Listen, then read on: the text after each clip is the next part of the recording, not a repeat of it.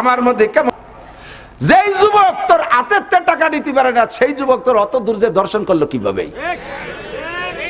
তোর অত দূর যে দর্শন করলো কি রে? হাতের টাকা হাতের থেকে নিতে পারে না, অত দূর যে দর্শন করে কিভাবে? শয়তান মহিলা ধরাবে, পেছে ফেলাই দিতে বলে বিয়ে বসতে পারবে। এখন কাজী সাহেব বলছে, বাবা তুমি কি এই মেয়ের সাথে দর্শন করছো? মেয়েরে দর্শন করছো? কয় স্যার দর্শনই তো চিনি না কি জিনিস, তো বুঝি না। মহিলা কয় তুমি বোঝো না, কাম করার সময় ভালো বোঝেন না, বুঝতেছ না। দুই দিকে তর্ক চলতেছে। এখন কাজী সাহেব বলতেছে দুইজনে কসম খাতি হবে। কি খাতি হবে? মহিলারে জিজ্ঞেস করছে তোমার সাক্ষী আছে? কয় স্যার আপনিও তো ভালো কাজের কাজী হয়েছেন, এই কাজে সাক্ষী থাকে নাকি? কয় যে সাক্ষী নাহলে বিচার হবো কি দিয়ে? শরীয়তের বিচার তো ফাতুবি আর বাতি সোহাদা, 4 জন সাক্ষী আনতে হবে। কয় যে তাহলে তো বাংলাদেশে কোনো বিচারই হয় না, এ কাজে কোনো সাক্ষী খুঁজে পাওয়া যায়। কয় যদি সাক্ষী না দিতে পারো তাহলে কসম খাও, 5টা কসম, 4টে কসম এক কায়দায়, 5ম নম্বর কসম আলাদা লাগতে পারে। আমি খবর পেয়েছি আজকে গভর্নররা এই জুমার নামাজ পড়তে আসবে, আব্বা তাদের সামনে বক্তব্য দেবে। গভর্নররা দামি দামি পোশাক পরে আসবে আর প্রেসিডেন্ট থাকবে ছেঁড়া জামায়। আমি তার সন্তান হয়ে সহ্য করতে পারি নাই। গত শনিবারে যে কাপড় আব্বা বন্টন করেছে, সবাই এক এক পিস দিয়েছে। আমার আব্বাও প্রেসিডেন্ট 1 পিস কাপড় পেয়েছে, আর আমি তার ছেলে আমি 1 পিস কাপড় পেয়েছি। আমার জামাটা একটু ভালো আছে বিধায় আমি সেই কাপড়ের লোভ না কইরা আমার পিস আব্বাকে দিয়ে দিয়েছি। আব্বার পিস আর আমার পিস এই 2 পিস কাপড় দিয়ে আমার আব্বারে জামা বানাই দিয়েছি। আল্লাহর কসম আমার আব্বা বাইতুল মাল থেকে 2 পিস কাপড় নেই নাই। মজলিস কান্দে পাগল হয়ে গেছে, গভর্নররা সিজদায় পড়ে গেছে, সবাই কান্দে আর কান্দে। লোকটা দৌড়ে এসে হযরত খলিফাতুল মুসলিমিন ওমরের পা জড়ায় ধরে কাঁদতেছে, হযরত ওমর মাফ করে দেন। হযরত ওমর ওই লোকটারে জড়াইয়া ধরে মুখ কান্দে ভিজাই ফেলাইছে চুমো দিয়া, কয় তুই আমারে বাঁচাইছিস। এই অভিযোগ যদি কিয়ামতের মাঠে করতি, আমার ছেলে আব্দুল্লাহর মাধ্যমে জবাব দিয়ে এড়াই যাইতাম, কিন্তু বাকি 9 সাথীরা আগে জান্নাতে চলে যাইতো। আমি এই জবাজবি করতে করতে দেরি করে ফেলতাম। তোমাজ হিলে মুঝসে ইন্তেকাম, বারোজে কিয়ামত না রাখে ये काम, खुदा पास मुझको रजालत ना हो, বারোজে কিয়ামত খজালত না हो। প্রতিশোধ নিতে হলে দুনিয়ার থেকে প্রতিশোধ নিয়ে নিয়ে হয়ে যাক, আখিরাতের জন্য এইটা রাখেন না। মেম্বার হইতে চান, বড় শখ আছে, চেয়ার পাবেন, পদমর্যাদা পাবেন, স্থানীয় মর্যাদা পাবেন, জাতির হক কিভাবে আদায় করতে পারলে এটা খেয়াল রাখবেন। মেম্বার হবেন হক আদায় করার জন্য, চেয়ারম্যান হবেন জাতির হক আদায় করার জন্য। খলিফাতুল মুসলিমিন হযরত আবু বকরের 3 বছরের ভিতরে আজীব আজীব 400 ঘটনা ঘটছে। এই আজীব ঘটনার মধ্যে একটা ঘটনা হলো হযরত আবু বকর রাষ্ট্র পরিচালনার ফাঁকে মাঝে মাঝে একটা ঘরের মধ্যে ডেলি 2-3 বার যায়। একটা ঘরে মুস্তাকিল একটা ঘরে 3 বার যায়। কিছুদিন যাওয়ার পরে হযরত ওমর বলতেছে, খলিফাতুল মুসলিমিন আপনি ওই ঘরে কি রাষ্ট্রীয় সম্পদ লুকায় রাখতে যান? আমি আপনার সাথে যাব, ও ঘরের মধ্যে কি রাখেন আমি দেখব। হযরত আবু বকর বললেন, ও ঘরের মধ্যে আমি একটা সম্পদ রাখছি, সেই সম্পদ আমি রক্ষণাবেক্ষণ করি, তবে আমার জীবদ্দশায় আমার সাথেও যাবা না, আমি ছাড়া একাও কখনো ওই ঘরের দিকে উকি মারবা না। যতই বীর বাহাদুর হোক ওমর, খলিফাতুল মুসলিমের কথা তো মানতেই হবে। উনি ওই ঘরের মধ্যে যায়নি। তবে ওমর, আমার ইন্তেকালের পরে যদি জনগণ তোমাকে খলিফাতুল মুসলিমিন বানায়, আমি তোমার ওসিয়ত করে গেলাম, তুমি সংসদে যাওয়ার আগে আগে যাবা ওই ঘরে। আমার ওই ঘরে যে সম্পদটা রাখা আছে ওইটা রক্ষণাবেক্ষণের দায়িত্ব আগে নিবা, ওইটা সেরে তারপরে সংসদে যাবা। কিছুদিন পরে হযরত আবু বকরের ইন্তেকাল হয়ে গেছে। সকলের মজলিসে শুরার মাধ্যমে ওমর রাদিয়াল্লাহু তাআলা আনহু খলিফাতুল মুসলিমিন। হযরত ওমর খলিফা হইয়া সংসদ সদস্য যারা ছিল, মন্ত্রী পরিষদ, তাদেরকে নিয়ে মসজিদে নববীর দিকে যাইতেছে। মসজিদে নববী হলো সংসদ ভবন। কতক্ষণ মসজিদে নববী সংসদ ভবন, মসজিদে নববীতে রাজনীতি হয়।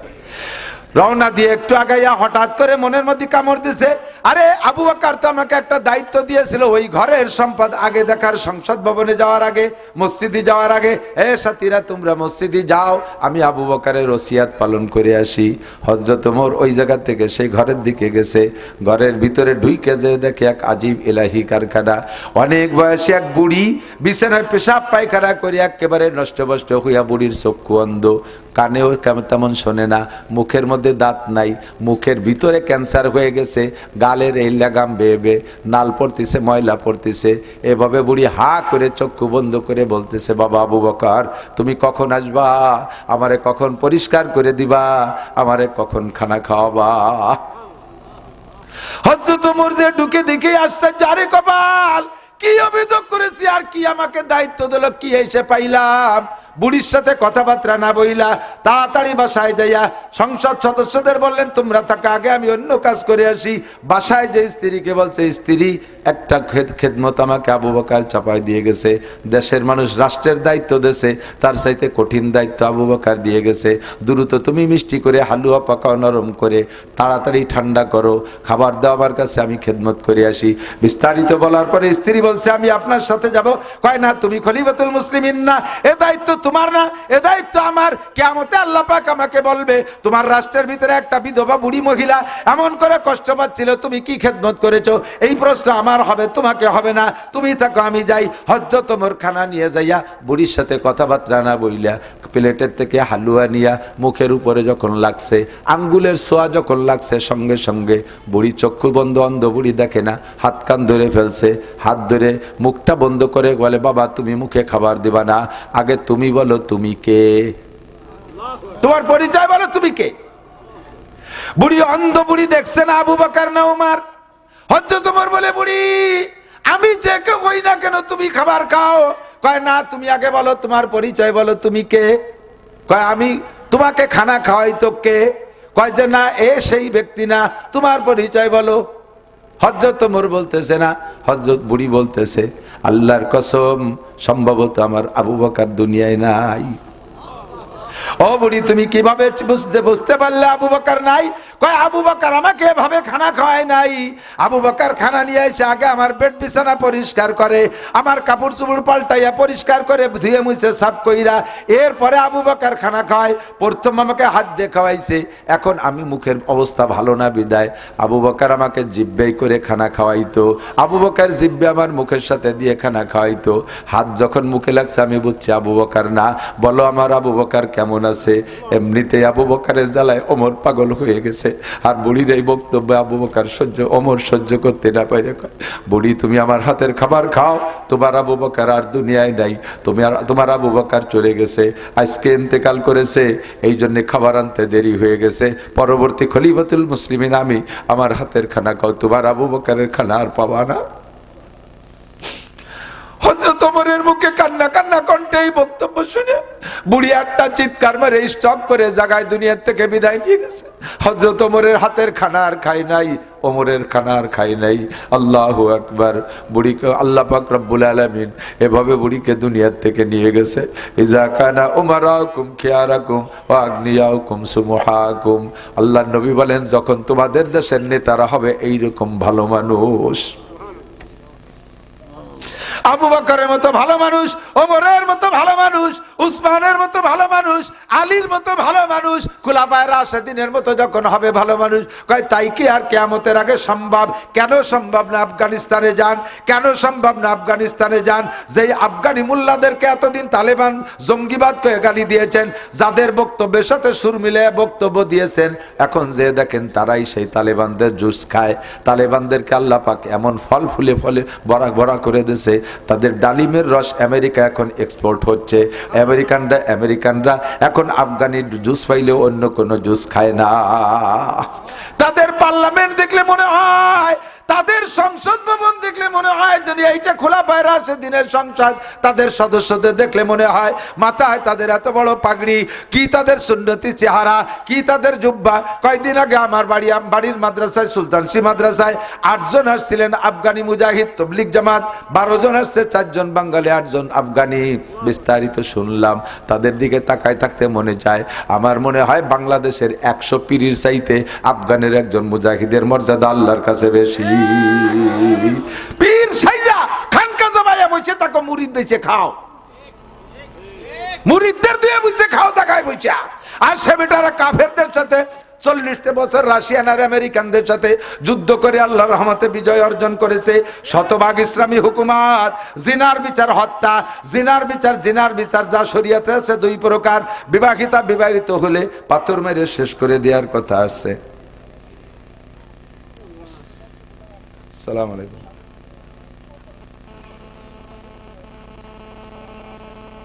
ওয়ালাইকুম আসসালাম। এই টাইমে তো স্টেজের সময় ফোন দেয়, বয়ান করতেছি। আলেম মানুষ একটু বোঝা উচিত। জিনার বিচার 2 প্রকার। অবিবাহিত হলে 100 কোড়া মিয়া তো জালদা। আর আশাইকো ইজা জানায়া ফারজুমুহুমা, বিবাহিত জিনা করে ধরা পড়লে পাথর মেরে শেষ করে দাও। হাজার মারা লাগবে না। বাংলার জমিনে যদি এমন 2টা বিচার করে, আমি কসম খেয়ে বলতে পারি আল্লাহর রহমতে জিনা বন্ধ হবে। কতক্ষণ? র‍্যাব, কুবরা, আর্মি, বিডিআর কোন আইন দিয়ে কিছু দিয়ে ঠেকাইতে পারবা না। আল্লাহু আকবার। ইফটিজিং আইন করছে, কি হয়েছে তাতে? ইফটিজিং এর একটা বিন্দু মাত্র বন্ধ হয় না। ইফটিজিং, ঠিক না? আরো ইফটিজিং বাড়ছে। সৌদি আরব গেছি, একজন কয় সিগারেট ছাড়িয়ে দিছি, নিয়ত করছি আর খাবো না, কিন্তু জায়গায় লেখা দেখি যে মামনু তাৎকিন, ধূমপান নিষেধ। ওই লেখা দেখলে এটা খাতি মনে কয়, যতক্ষণ অসহে না পড়ে। ইফটিজিং এর নাম কে দিয়েন পরে আরো ইফটিজিং করার শখ হয়। 14ই ফেব্রুয়ারি একটা ভালোবাসা দিবস বলে ভ্যালেন্টাইন্স ডে, এই ডে বানাই দিয়ে দুনিয়ার নুচ্ছদের নুচ্ছমি করার পথ খুলে দিয়ে আবার ইফটিজিং আইন করে। বাংলাদেশের কোন যুবক, বিশেষ করে মুসলমানের সন্তান, আরে মুসলমান না কাফের সন্তানও এখনো পর্যন্ত এরা ধর্ষণ করে না, ধর্ষণ করার সাহস নাই। 100% পর্দানশীল একটা মেয়েকে নিয়ে অপহরণ করছে, ধর্ষণ করছে, এর একটা প্রমাণও দেখাতে পারবেন না। দর্শিত হয় কারা? আগান্দে বাগান্দে ঘুরে বেড়ায় যেগুলো, সেইগুলো। কতক্ষণ বট্ট বলে যাবা পয়লা বৈশাখের পান্তা ইলিশ খাতে সারা রাত সেমরি মানুষ হয়, মিটি মানুষ হইয়া বটমূল দিয়ে ঘুরবি, সরোয়ার্দী উদ্যান দিয়ে, এই সমস্ত পার্কে পর্কে, কুয়াকাটা, কক্সবাজার, আর সে জায়গা দো পাইয়ে শিয়ালের অভাব আছে। শিয়ালে যদি ধরিয়ে নিয়ে যায়, মুরগিগুলোকে রাস্তায় ছাড়ো কে? কতক্ষণ? আল্লাহু আকবার। আরবি সাহিত্যের একটা কিতাবে একটা গল্প পড়েছিলাম, একটা বাস্তব গল্প, মানে বাস্তবের সাথে অভিনয় করা আর কি। এরকম হতেও পারে, নাও পারে। বাকি গল্পটা এরকম। এক যুবক, স্থানীয় ভালো দিনদার এক যুবক, আল্লাহওয়ালা, পাগড়ি পরে, পিসাবের মুরিদ, খুব দিনদার, ভালো ছেলে। এই যুবকের চেহারাও ভালো। একটা চরিত্রহীনা মহিলা এই যুবকরে টার্গেট করছে, কোনোভাবে তারে ফুসলাতে পারে না, কথা বলার সুযোগ দেয় না যুবক। লাস্টে যাইয়া এই মহিলা যাইয়া কাজীর কাছে মামলা দিয়েছে, স্যার অমক গ্রামের অমকের ছেলে অমক আমাকে ধর্ষণ করছে। যখন মহিলাই মামলা করছে, তখন আসামিরে ধরিয়ে আনতে হবে না? তো পুলিশ পাঠাইছে, কাজী সাহেব 2 পুলিশ পাঠাইছে, যাই দেখে পুলিশে পাঠাইছে, ধরিয়ে নিয়ে আসো। তো পুলিশ 2 জন যাইয়া ওই ছেলেটার কাছে খবর নিয়ে যেয়ে দেয় যে মাথায় পাগড়ি দেওয়া, গোল জুব্বা, মাথার উপর একটা রুমাল দিয়ে যায় নামাজের পর বসে ফজর বাদ সকালে তিলাওয়াত করতেছে একেবারে চাষ পর্যন্ত। পিছনে যাইয়া দাঁড়াইয়া ভয়তে থরথরায় কাঁপতেছে, এত বড় বজর করে কিভাবে অ্যারেস্ট করব। পরে তিলাওয়াত শেষে পুলিশটা বলতেছে, হুজুর বেয়াদবি মাফ করবেন, স্যার কাজী স্যার একটু আপনাকে স্মরণ করছে, চলেন কোরআন শরীফ বন্ধ করে তুইয়া পুলিশের সাথে চলে গেছে। যাওয়ার পরে ওই মহিলা তো, বাদী মহিলা তো আছেই, তো পিসাবের পুলিশের ধরিয়ে নিয়ে কাজী সাহেবের জন্য দাঁড় করছে। কাজী সাহেব ওই মহিলারে বলতেছে, এই ছেলে? বলে হ্যাঁ এই ছেলে। কাজী সাহেব আগাগুড়া দিয়ে না, হতে পারে না, এ ছেলের দ্বারা সম্ভব না। এখন ওই মহিলারে বলতেছে, তুমি ভালোই রে, কয় এই ছেলে? বলে হ্যাঁ এই ছেলে। কয় স্যার অত সুফি দেখলি কে? আকামের গুরু ধরাবে, পেছে ফেলাই দিতে বলে বিয়ে বসতে পারবে। এখন কাজী সাহেব বলছে, বাবা তুমি কি এই মেয়ের সাথে ধর্ষণ করছো? মেয়েরে ধর্ষণ করছো? কয় স্যার দর্শনই তো চিনি না, কি জিনিস তো বুঝি না। মহিলা কয় তুমি বোঝো না, আকাম করার সময় ভালো বোঝেন না, বুঝতেছ না। 2 দিকে তর্ক চলতেছে। এখন কাজী সাহেব বলতেছে 2 জনে কসম খাতি হবে। কি খাতি হবে? মহিলারে জিজ্ঞেস করছে, তোমার সাক্ষী আছে? কয় স্যার আপনিও তো ভালো কাজের কাজী হয়েছেন, এই কাজে সাক্ষী থাকে নাকি? কয় যে তা সাক্ষী নলি বিচার হবো কি দিয়ে, শরীয়তের বিচার তো ফাতুবি আরবাতি সোহাদা, 4 জন সাক্ষী আনতে হবে। কয় যে তাহলে তো বাংলাদেশে কোনো বিচারই হয় না, এ কাছে কোনো সাক্ষী খুঁজে পাওয়া যায়। কয় যদি সাক্ষী না দিতে পারো তাহলে কসম খাও, 5টা কসম, 4টে কসম এক কায়দায়, 5ম নম্বর কসম আলাদা কায়দায়। আল্লাহর কসম, আল্লাহর কসম, আল্লাহর কসম, আল্লাহর কসম। এই যুবক আমার দর্শন করছে, অল খামিসাতু লানাতুল্লাহি আলাল কাযিবিন, কুরআন শরীফে শিখে দিয়েছে। 5 নম্বর বলবা আমি যদি মিথ্যে কথা বলি তাহলে আমার পর যেন আল্লাহর অভিশাপ পড়ে। বলার সাথে সাথে মহিলা টপ টপ করে কসম খেয়ে ফেলাইছে। এখন কাজী সাহেব বলে, বাবা কি তো কসম খালো? স্যার কসম আমিও খেতে পারি। ও খাইছে কসম, আর কসমে কসমে সমান হয়ে গেছে। ওদিকে কের সাক্ষী নাই, বিচার কি করবে এখন? এখন তো বিচার কোনোদিন, বিচার তো এটা করতেই হবে। মামলা যখন দেশে, তখন কাজী সাহেব কৌশল করে 2 জনের সরাই দিয়ে পরে মহিলাটাকে ঘরের ভিতরে ডেকে নিয়ে 5 টাকার একটা নতুন কাগজের টাকা ওর হাতের মধ্যে দেশে দিয়ে বলছে, বাপ আমি এই টাকাটার নাম্বার টাম্বার সব রেখে দিলাম, মোনা তুই এই টাকাটা খুব যত্ন সহকারে নিয়ে যাও। ওই ছেলে যেন টের পায় না, তো খারাপ ছেলে, ও তো এমনি তো তোর পর আক্রমণ করছে, ফিরে বেড়ে টাকা পালিও নিয়ে যেতে পারে, খুব যত্ন সহকারে নিয়ে যা, চলে যা। আগামী মঙ্গলবারে যদি এই টাকাটারে হুবহু এইভাবে জমা দিতে পারিস তাহলে বিচার তোর পক্ষে। তুই যা বলছিস সেভাবে করা হবে। মেয়েটারে বিদায় দিয়ে পরে ওই হুজুরের দরবেশে ডেকে বলছে, দরবেশ যদি বাঁচতে হয়, বাঁচার জন্য তোমাকে একটা পরামর্শ দিই। ওই মেয়েটার কাছে 5টা টাকা আছে, ওই 5টা টাকা তুমি যেভাবেও হোক তার কাছ থেকে আইনি আমার কাছে যদি দিতে পারো তাহলে বিচার তুমি বেঁচে যাবা, নইলে কিন্তু বাবা মায়ের খাওয়া লাগবে, কিন্তু উপায় নেই। এখন যুবক মানুষ যাই কি করবে, ও তো ওই মেয়েদের সাথে কথা বলার অভ্যাসটা, যে বলতেছে দৌড়ই যে কাছে, আপা একটু দাঁড়ান। হ্যাঁ হুজুর কথা বলবি না, কথা হবে মঙ্গলবারে। কয় না আপা একটু দাঁড়ান, পায়ে ধরি দাঁড়ান, আপনার কাছে 5টা টাকা আছে, আমি 10 টাকা দেবানি, আপনি ওই 5টা টাকা আমার কাছে আসেন। কয় যে 10 কোটি টাকা দিলেও হবে না। এইভাবে 200 টাকা পর্যন্ত সাথে কোনোভাবে 5টা বেশি নেই। এরপরে চেষ্টা করছে যে কোনোভাবে হাতের নিতে পারিনি, জোরাজুরি খানিক করছে। তো জোরাজুরি করতে করতে হাতের মুঠির মধ্যে টা তো কুড়ামুড়া হয়ে গেছে না, এইভাবে ও মাইয়া জিতেই চলে গেছে, নিতে পারিনি হুজুর। যাই এখন হুজুর তো আগামী মঙ্গলবারে ফিটি তো চামড়া থাকবে না, যাইয়ে ঘরের মধ্যে আল্লাহুম্মা আইজ্জিনি আল্লাহুম্মা জিদনা ওয়ালা তানকুসনা ওয়া আকরিমনা ওয়ালা তুহিন্না ওয়া আইজ্জিনা ওয়ালা তুদিল্লানা ফিদ দুনিয়া ওয়াল আখিরাহ। সিজদায় পড়ে কাঁদতেছে, আল্লাহ আমি কেমন, তুমি ভালো জানো, অপমান করো না, বেইজ্জত করো না। 1 সপ্তাহ কাঁদছে, বাইরে আর বেরোয় নেই।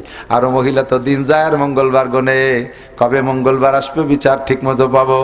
মঙ্গলবার সকালবেলা মহিলা আগে আগে যে কোর্টে হাজির হয়ে গেছে টাইম মতো, এবার ওই দরবেশও গেছে। এবার যাওয়ার পরে 2 জন যখন সামাসামি হয়েছে, মহিলা যায় এক কাজীর টেবিলের পর ফেলে, এই নেন আপনার টাকা। কাজী সাহেব কাজে কি সেই টাকা? বলে হ্যাঁ সেই টাকা না, নাম্বার মিলে দেখেন, নাম্বারে মিলছে। তা টাকা সে টাকাতে এরকম কুড়ামুড়া হয়ে গেল কি করে? আমি তো নতুন টান টান টাকা দিলাম। বোঝেন না, আপনারা তো দরবেশে মোটা বিশ্বাস করেন, আমার তো বিশ্বাস করেন না। ও কি একটু একটু খারাপ? ওই টাকা কেনার জন্য আমার 200 টাকা সাজছে, তাও আমি বেশি নেই। যখন বেশি নেই এরপরে আমার কাছ থেকে কাটিয়ে নেওয়ার জন্য কি জোরাজুরি করছে। তা কাজী সাহেব বলে, পারে নাই নিতে? ও ও আমার কাছে টাকা নেবে, ওর বাপ আমার হাতে টাকা নিতে পারে। কাজী পুলিশে বান, ওই মহিলারে বান, বান কুকুমুড়া যে বান, দাইয়ুস বেশ্যা কোথাকার বিয়াদব। যেই যুবক তোর হাতের টাকা নিতে পারে না, সেই যুবক তোর অত দূর যে দর্শন করলো কিভাবে? তোর অত দূর যে দর্শন করলো কি রে? হাতের টাকা হাতের থেকে নিতে পারে না, অত দূর যে দর্শন করে কিভাবে? শয়তান মহিলা বান, সামানিনা জালদা, 80 ডুরা, পিঠ ছুলিয়ে ফেলাই দিয়েছে বালো ইয়ে। কতক্ষণ? যতদিন পর্যন্ত লাইনে ছিল, সুবিধা ছিল, অতদিন আকাম করিয়ে গেছে। যখন পেছে পড়িয়ে গেছে, কম পড়িয়ে গেছে, সেই দর্শন করছে। তোরে দর্শন করতে ভালো কোন জায়গা? তুই গেলি কে ধর্ষিতা হতে? মহিলারা যত বেপরদা বেহায়া, ততই দেশে জিনা ব্যভিচার দর্শন বাড়তেছে। কথা বলেন। এই বিচার, এই দর্শন থেকে উঠে আসার জন্য, দর্শন থেকে সমাজকে যদি রক্ষা করতে হয়, র্যাব করবে, আর্মি, পুলিশ, বিডিআর দিয়ে কিছুই দিয়ে কোনো কাজ হবে না, কোনো আইন করে কাজ হবে না। একমাত্র লাগবে কোরআনী আইন বাস্তবায়ন করা। দেশকে যদি শান্তির আওতায় আনতে হয়, আফগানের মতো শান্তি যদি পাইতে চাও, তাহলে ঈমান আর তাকওয়া আল্লাহকে দান করো। কোরআন সুন্নাহ ভিত্তিক রাষ্ট্র কায়েম করতে হবে, নইলে দেশের ভিতরে শান্তি পাওয়া যাবে না। এটা আমলিগালারা করেন, আমরা সব ভোট আপনাদের দেব। বিএনপি আলারা করেন, সব ভোট আপনাকে দেব। জাতীয় পার্টি করেন, সব ভোট আপনাকে দেব। যদি কোরআন সুন্নাহ বাস্তবায়ন না করতে পারেন, তাহলে অনার্থক জাতিকে ধোঁকা দিয়ে আপনার পেট পূজা করার জন্য রাজনীতি করতে মাঠে আইসেন না। আপনার বস্তা ভারী করার জন্য দেশকে খেয়ে ফেলেন না। চৌকা লাগে সামনে টাকা নিয়ে কানাডারে বিল্ডিং বানাই দেয়। বুঝেন নাই কথা? বিল্ডিং বানাইছে কোন জায়গা যাইয়া? কানাডা না? তা আমাকে চৌকালারা বাদ পাইনে, টা পাইনে, কানাডারে বিল্ডিং বানাই দেয়। কানাডা কয়, তার কানাডাই তো কয়। চৌকালারা ভাত পায় না, কানাডারে বিল্ডিং বানাই দেয়। যারা এই কাম করে, এক দলরে দোষ দিয়ে লাভ নাই। কোন চাষি বা কম সিন্নি খাওয়ার জম কথা কন, সব চিনি। এখন লাগবে একমাত্র কোরআনী আইন, ঠিক কি ঠিক না? যদি আমলিগালার আসে, আমি হুজুরকে দলের নামে একবার করছি না, কিন্তু এই কোরআন সুন্নাহ নিয়ে পতাকা নিয়ে আমলিগ আসুক, সব ভোট দিয়ে দেব। আমরা আছি, ঠিক কিনা? বিএনপি আসুক, আছি আমরা। আমাকে কোনো পদের দরকার নাই, আসতে হবে কোরআন সুন্নাহ নিয়ে।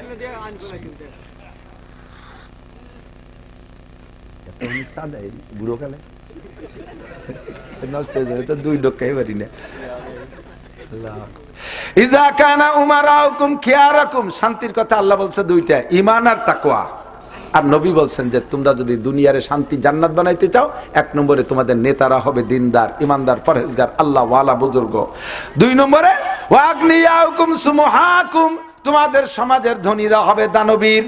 তারা জাকাত দেবে, টাকা দেবে, পয়সা দেবে, গরিব মিসকিন ইতিম অসহায় কাঙ্গাল দুঃখিনী বিধবাদের দিকে লক্ষ্য রাখবে, মসজিদ মাদ্রাসাগুলো দান খয়রাত করবে। ওয়াগনিয়াকুম সুমহাকুম ওয়াউমুরুকুম শুরা বাইনাকুম, প্রত্যেকটা কাজ পরামর্শ সাপেক্ষে হবে। স্কুল চালাবা পরামর্শ করে, কলেজ চালাবা পরামর্শ করে, বিশ্ববিদ্যালয়ের ভিতরে একটা পরামর্শ কমিটি থাকবে, হ্যাঁ, একে বলে উপদেষ্টা কমিটি, মুশির বলে, আরবিতে বলে মুশির। মাদ্রাসা একটা পরামর্শ কমিটি থাকবে, মসজিদের জন্য পরামর্শ কমিটি থাকবে। তবলিগ চলবে পরামর্শ সাপেক্ষে। একা একা মাতুব্বারি করতে যে সাত তবলিগের 12টা বাজাই দিয়েছে কথা কন। একা একা মাতুব্বারি করতে যায় সারা পৃথিবীর তবলিগরা দুই ভাগ করে দিয়েছে। ও দোস্ত, যদি তবলিগের ভিতরে পরামর্শ জারি থাকে, মজলিসে শুরার মাধ্যমে তবলিগ চলতো, তাহলে এই দুনিয়া এত খুনোখুনি মারামারি হইতো না, ইজতেমা সুন্দর হইতো, টঙ্গীর ময়দান ভালো থাকতো, আলেম ওলামার সাথে তাবলিগালাদের ভিতরে কোনো গ্যাঞ্জাম হইতো না।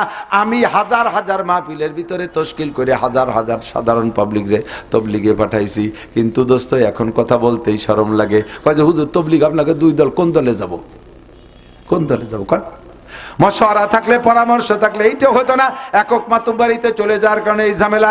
নবী পাক বলেন, ইজা কানা উমারাকুম খিয়ারাকুম, এই তিনটে যখন তোমাদের হবে, ফাজাহরুল আরদে খায়রুম মিন বাতনিহা, দুনিয়াটা হবে তোমাদের শান্তির ঘর। পক্ষান্তরে ওয়াইজা কানা উমারাকুম শিরারাকুম, যখন নেতারা হবে গাঁজাখোর, ইয়াবাখোর, ফেনসিডিল, হিরোইনখোর, বেনামাজি, দাড়ি চাচা, সুদখোর, ঘুষখোর, ফাঁকিবাজ, মাগিবাজ, লম্পট, লুচ্চ, বদমায়েশ, এই সমস্ত যখন হবে, মারিং ম্যান হবে, টোন মারবে, মন মারবে, রাস্তা মারবে, খাল মারবে, বিজিএফ কার্ড মেরে খাবে, পঙ্গু ভাতা, বয়স্ক ভাতা বেশি খাবে, ব্রিজের রড খেয়ে বেলায় দিয়ে তার মধ্যে কুনসি ঢুয়ে যাবে, কারেন্টের খাম্বা তার তোর সহ গিলে খেয়ে বেলায় দেবে, বাজারের পাকা পায়খানা গিলে খেয়ে ফেলবে।